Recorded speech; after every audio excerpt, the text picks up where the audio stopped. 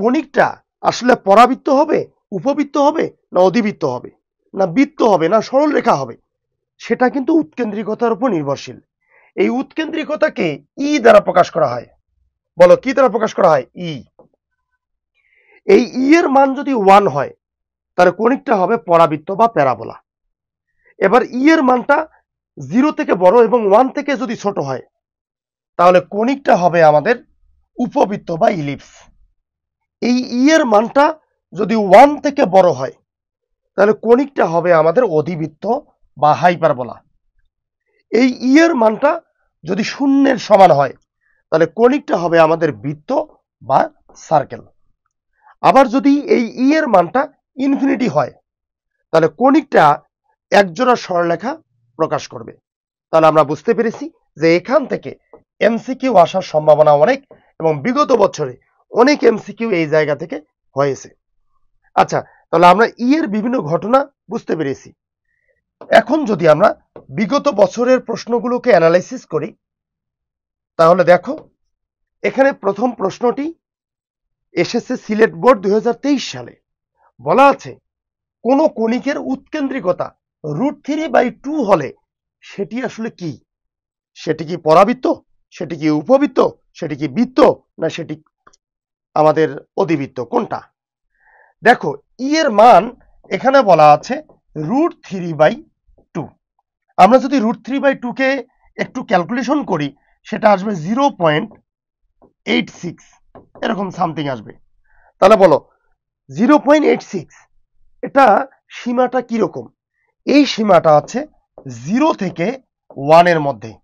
তাহলে 0 থেকে 1 এর মধ্যে যদি কোনো মান হয় তাহলে এই কণিকটা আসলে কি? আমরা জানি যে এই কণিকটা তখন হবে আমাদের উপবৃত্ত। তাহলে প্রথম প্রশ্নের উত্তর হচ্ছে উপবৃত্ত। এরপর যদি আমরা পরের প্রশ্নটির দিকে তাকাই, 2 নম্বর প্রশ্নটি দেখো।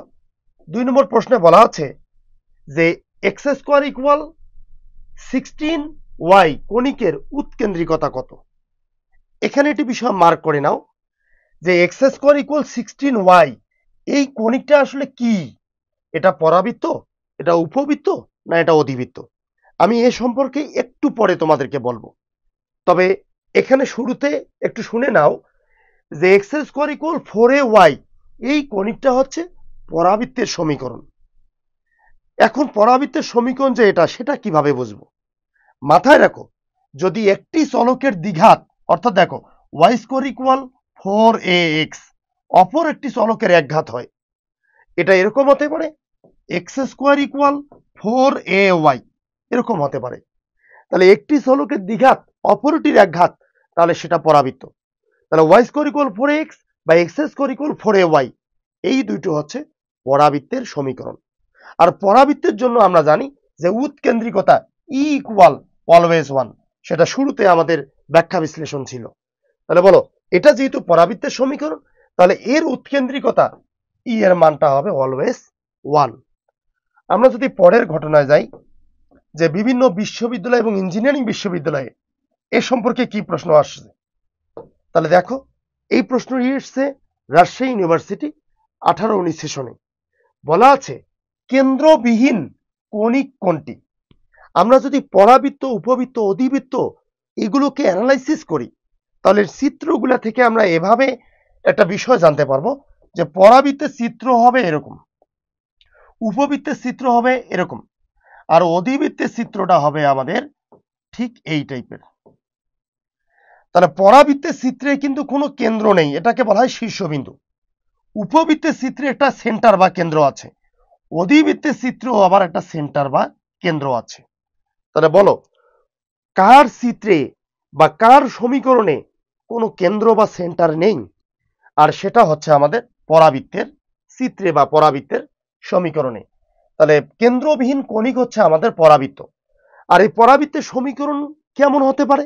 কিছুক্ষণ আগে আমি তোমাদের দেখাইছি যে একটি চলকের দ্বিঘাত আর অপরটার একঘাত, এটা হবে হচ্ছে আমাদের পরাবৃত্তের সমীকরণ। তাহলে দেখো xy দুটারই দ্বিঘাত, xy দুটারই দ্বিঘাত, এটা হতে পারে না, এটা পরাবৃত্তের সমীকরণ হতে পারে না। xy দুটারই দ্বিঘাত, এটা পরাবৃত্তের সমীকরণ হতে পারে না। তাহলে দেখো x এর দ্বিঘাত y এর একঘাত, তাহলে এটাকে আমরা এভাবে লিখতে পারি যে x² = -y। তাহলে বলো এটি হচ্ছে আমাদের একটা পরাবৃত্তের সমীকরণ। আর পরাবৃত্তে কোনো কেন্দ্র থাকে না। আচ্ছা, আমরা বুঝে গেছি যে কেন্দ্রবিহীন কণিক হচ্ছে আমাদের পরাবৃত্তের ঘটনাটা। এরপরে দেখো, এরপরে যদি আমরা 8 নম্বর অর্থাৎ 4 নম্বর প্রশ্নটির দিকে তাকাই। 4 নম্বর প্রশ্নটি হচ্ছে x square by a square plus y square by b square equal 1। এই কণিকটির উৎকেন্দ্রিকতা শূন্য হলে বক্ররেখাটির নাম কি?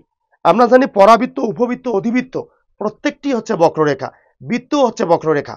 তাহলে উৎকেন্দ্রিকতার মান যদি শূন্য হয়, ই এর মান যদি শূন্য হয়, তাহলে সেক্ষেত্রে এই কণিকটা কি হয়? আমরা কণিকের শুরুতে দেখেছি যে উৎকেন্দ্রিকতার মান শূন্য হলে এই কণিকটা দাঁড়ায় বৃত্ত বা সার্কেলে। তাহলে বলো, উৎকেন্দ্রিকতার মান শূন্য হলে কণিক কি হবে? বৃত্ত।